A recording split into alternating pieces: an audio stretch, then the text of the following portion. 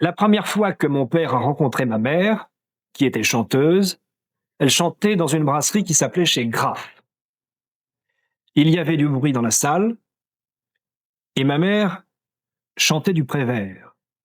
Le patron n'avait pas été très content d'elle, enfin c'était son avis, et mon père, qui avait trouvé que cette chanteuse avait du talent, avait immédiatement pris sa défense, et c'est ce qui a tout au départ scellé l'amour entre mon père et ma mère. Ils se sont mariés en 1955 et ils se sont séparés en 1973 quand mon père a eu son accident. Est-ce que vous avez une vie en dehors de cette profession terrible qu'est le métier de comique? Ben bien sûr. Oui, Je suis marié, puis j'ai un petit garçon qui s'appelle Pascal, qui a 3 ans et demi. Mais notre métier, nous y pensons constamment. Nous sommes obnubilés par notre métier. L'autre fois, j'avais un copain, il est venu me déjeuner à la maison, il m'a dit « Mais pourquoi que t'achètes pas des tableaux? C'est nul. » Je sais pas, parce que j'ai pas pensé. Ça m'était pas venu à l'idée. Il m'aurait dit « Dis donc, dans ton numéro d'hier, pourquoi... » Ah oui, tout de suite, ça m'a intéressé.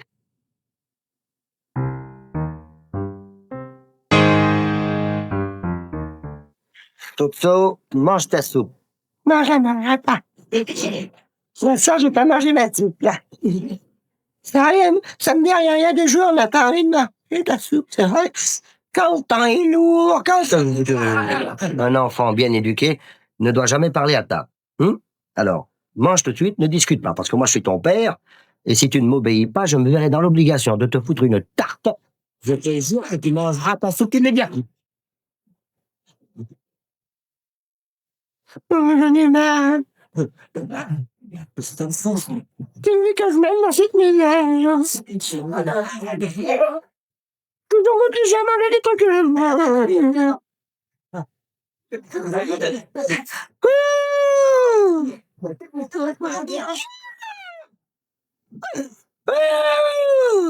Les voisins.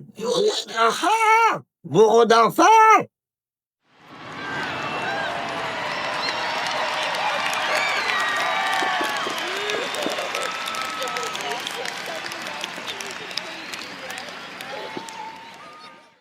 Il pensait quand même faire ses adieux au music hall parce que le récital le vidait trop.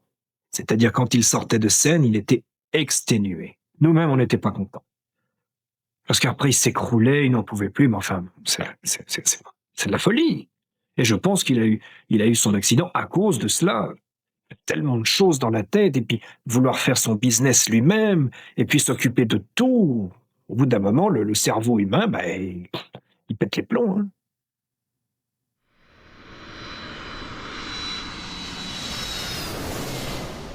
Il avait beaucoup de problèmes avec les impôts, qui l'ont quand même beaucoup torturé, et il s'était expatrié en Nouvelle-Calédonie pour avoir au moins un répit fiscal.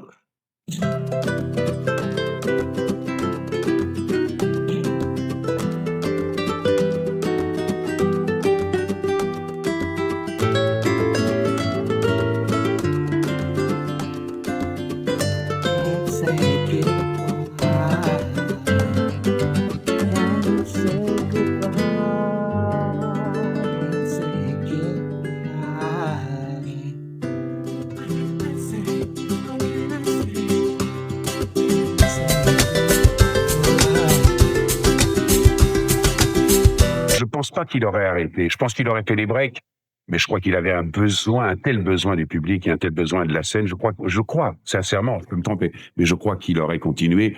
Peut-être qu'un jour, maintenant, il se serait arrêté, c'est possible, mais je crois qu'il aurait continué parce que il aimait ça, il adorait ça, et au fond, il était heureux quand il était sur la scène. Après un triomphe à l'Olympia, mais vraiment quelque chose d'extraordinaire comme triomphe. Quelques jours après, j'avais besoin de parler un petit peu avec lui, comme un fils a besoin de parler à son père.